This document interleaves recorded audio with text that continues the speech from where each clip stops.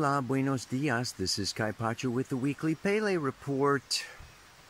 Look at that termite nest over there. You see it? Oh my goodness. Termites. Yes, and it's a rocky path down to the river. I'm going to see if I can navigate this rocky downward path, talking and holding the camera at the same time. This is the Pele Report, an astrological forecasting, astrology for the soul, for August 29th of 2018. Wow, time is going by so fast, man. A couple of days it's going to be September. Yikes, yikes, yikes. Yeah? It's interesting today. I'm going to show you when I'm looking at the report, but the ephemera says no exact aspects. Woo! However, we know that's impossible because there are always aspects. I'm going to talk a little bit more about that, but for now, what we do have, slipping and sliding, playing dominoes. Black Moon Lilith is actually square Uranus exactly today, because the ephemeris doesn't have Black Moon Lilith in there. Yeah, you just got to, really look a little deeper, a little farther, and you'll always find aspects. There's always something triggering something. So yes, that Black Moon Lilith is in the very early degrees of Aquarius, coming into a conjunction with the south node of the moon, okay, and in square to Uranus down there in Taurus. The moon herself is in Aries today, and tomorrow, Thursday, she moves into Taurus, so she's going to hit Uranus, right? Okay, and square Pluto, come into an opposition with Venus, square Mars, oh my goodness, on Friday. She's going to come into a conjunction with Uranus, okay? Trining Saturn and the Sun. So we still have that grand trine happening in Earth with the Sun, in trine to Saturn and Uranus. Look at, now I'm going to go right, I'm right underneath the termite nest. Anyway, so, she moves on through Taurus until Sunday. She comes into Gemini. Yeah, and, during that time on Sunday, she will come into a trine with Mars, squaring the Sun, and then move on. Yes, the square to the Sun is at 8 degrees, 13 minutes of the mutable signs. If you have anything at 8 degrees, 13 minutes of the mutable signs, this Sun square Moon, third quarter square, will be, triggering you. And then on Monday, Mercury comes into an exact sextile with Venus. Over all of this, as you can see, these are all just moon, moon, moon, moon aspects. There are not that many planetary, aspects happening this week. Something to think about, something to consider. What I will talk about today is an overarching. Number one, Jupiter is moving through Scorpio, still in trine to Neptune. These are slow-moving bodies. They don't have to be exact. Saturn is in this square with Chiron that's been going on for a while and will still be going on for a little while. Uranus is squaring the moon's nodes. Okay, this is going on for quite some time. So these are overarching, not exact, but definitely active aspects. So, if I can make it down here, God, look at this pile of rocks, man. Sometimes life gives us a rocky path. Anyway, I'm going to make it down there. I don't know if you can see the river. She's a-flowing. She's pretty loud. I'll try to find a quiet spot and talk at ya. All right. I decided to go for a little tributary. You got that little, there it is right there.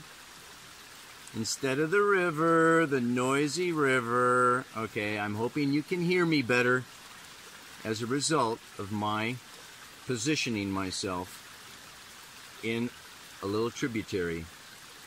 And all tributaries lead to the great rivers of life that return us to the ocean of oneness.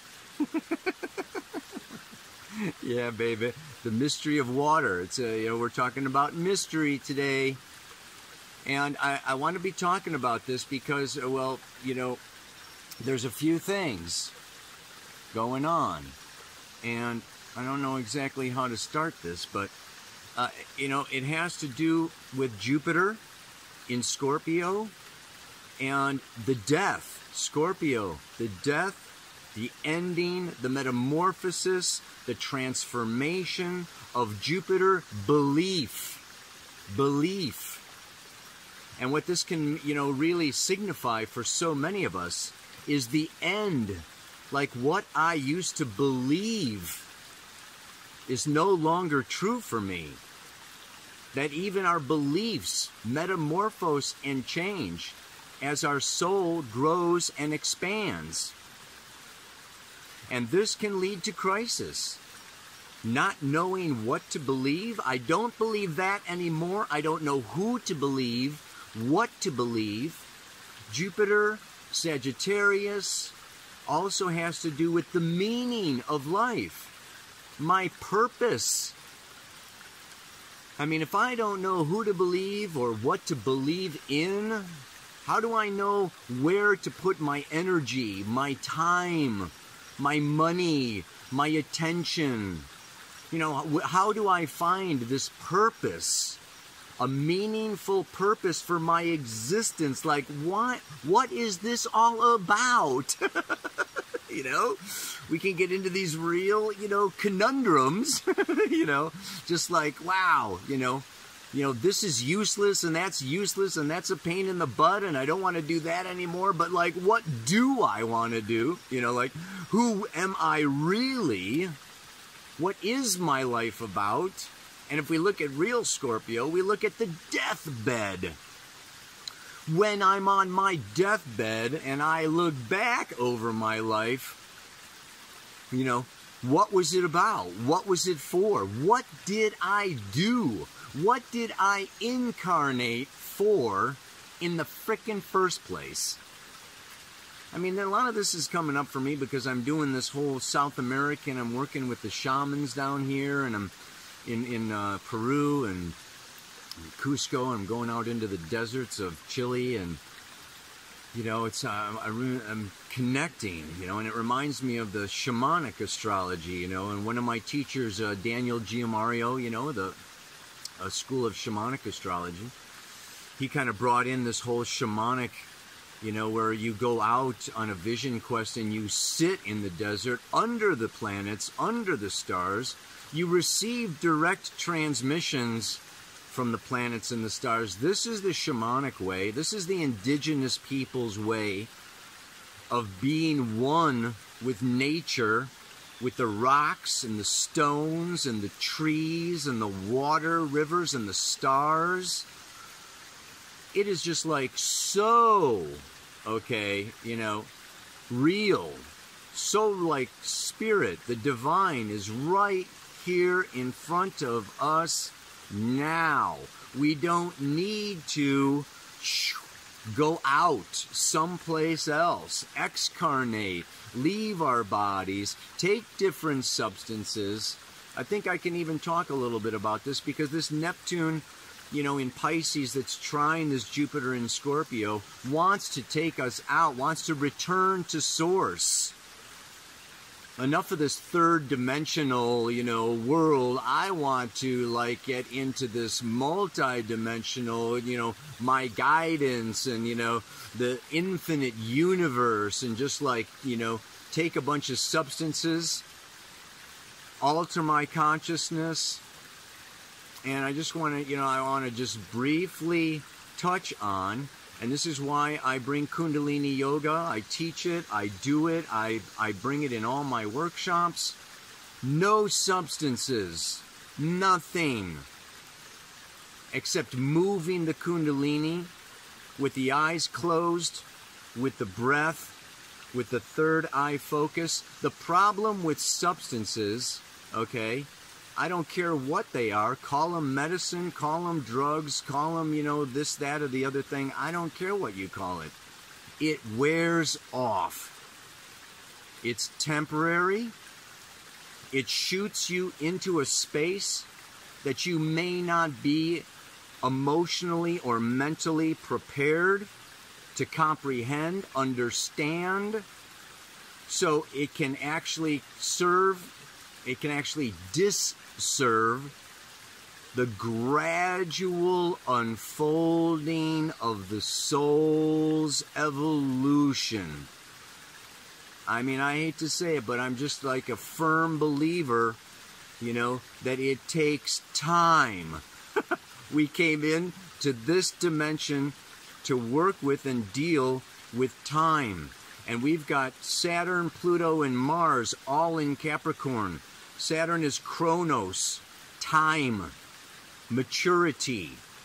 Coming into the wisdom of the elders takes patience, perseverance, endurance. It happens very slowly. You can take shortcuts and you can jump ahead. I remember, I think it was the Beatles that went over to India and they gave acid to the yogis, you know, and the yogis are like, oh yeah, you know, whatever. I'm there already. I'm there all the time. This doesn't really, you know, do so much for me, you know. So I'm just, you know, if we want to open the third eye permanently, we can get glimpses of the divine, okay? And these glimpses of the divine can actually make us more discontent, less satisfied, take us, you know, out of, you know, our present moment. And here's where this North Node in Leo comes in. Because Leo and this North Node, really from May of 17 until November of this year, this North Node is still moving through Leo. Time, a year and a half, we're going to get this North Node, which has to do with the collective soul evolution right now. Has to do with creation. And I'm going to just like throw out there something to maybe think about or meditate on, is that guess what? There is no meaning. You have no purpose. Your existence, life is going to go on without you. It went on before you got here. It's going to go on after you leave.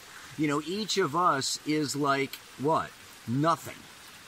Except what we create. This North Node in Leo is about that it's up to us not to find ourselves, but to create ourselves. Not to be looking and seeking and searching for some purpose, but to go within and close our eyes and tap into Source or the divine that wants to emerge out through us and be birthed into this world through our existence. You know what I'm saying, man?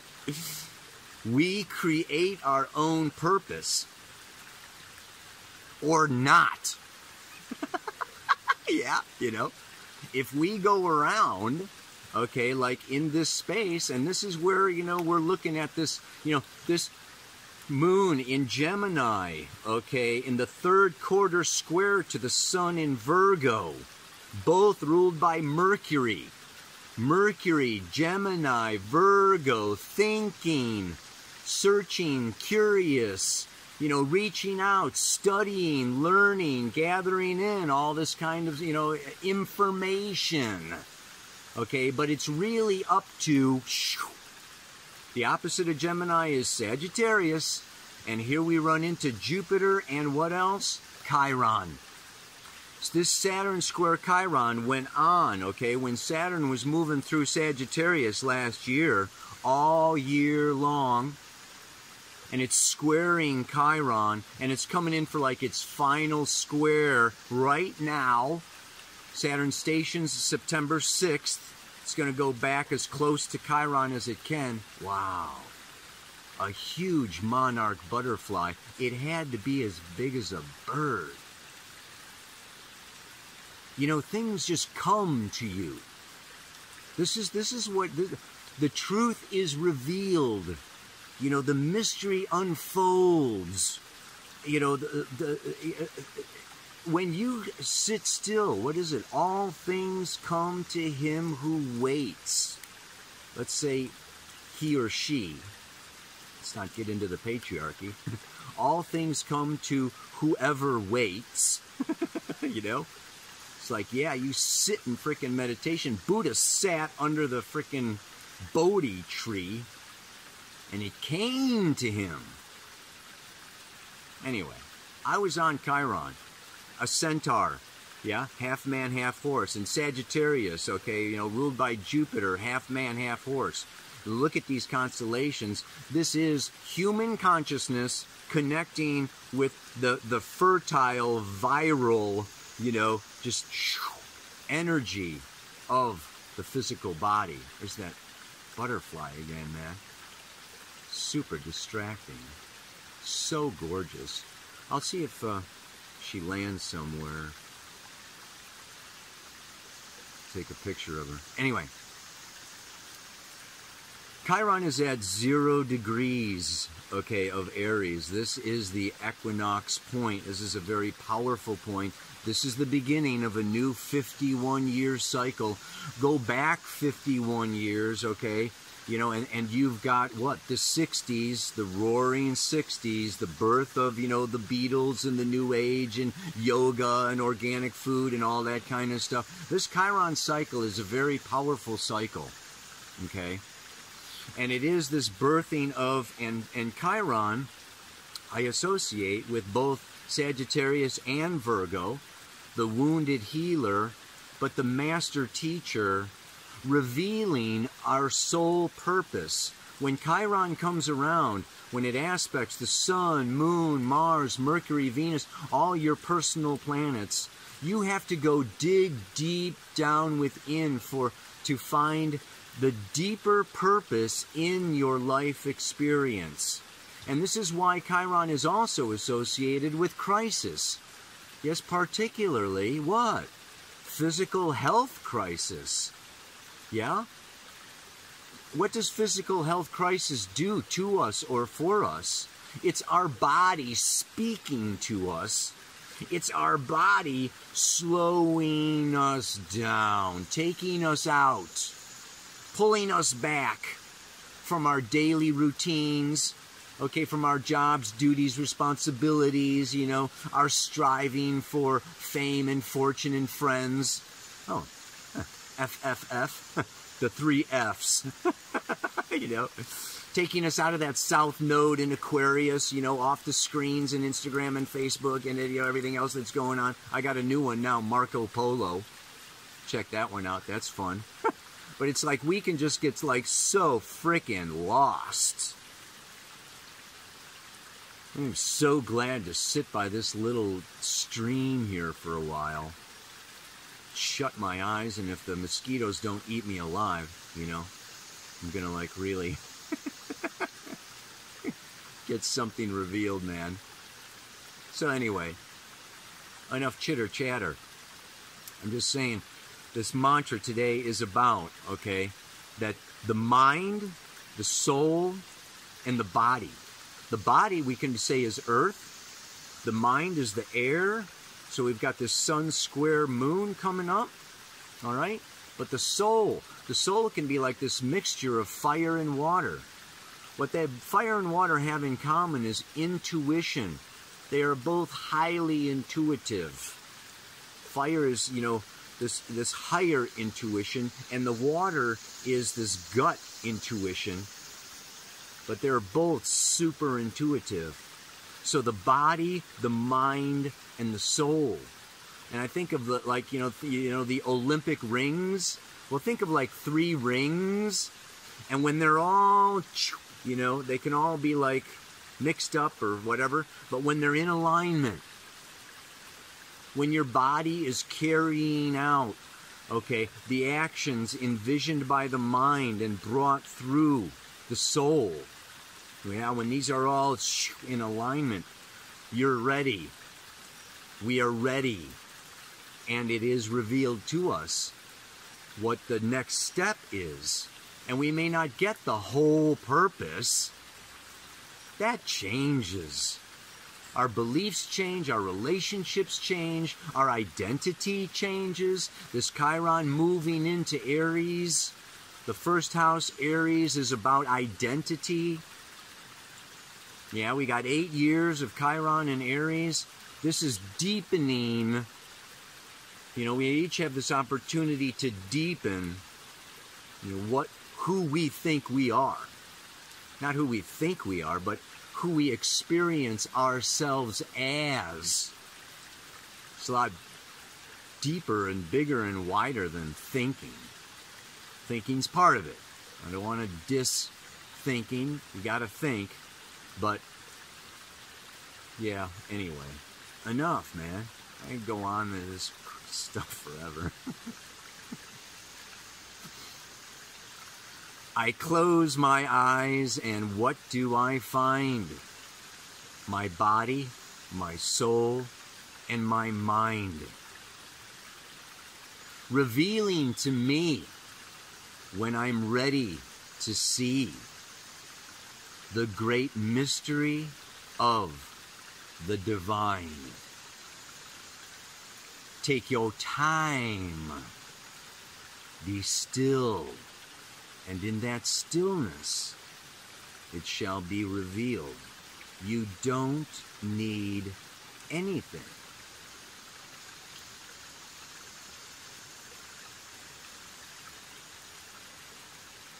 One more time. I close my eyes, and what do I find? My body, my soul, and my mind. Revealing to me when I'm ready to see the great mystery of the divine.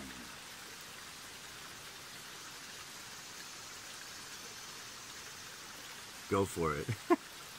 Namaste. Aloha. So much love.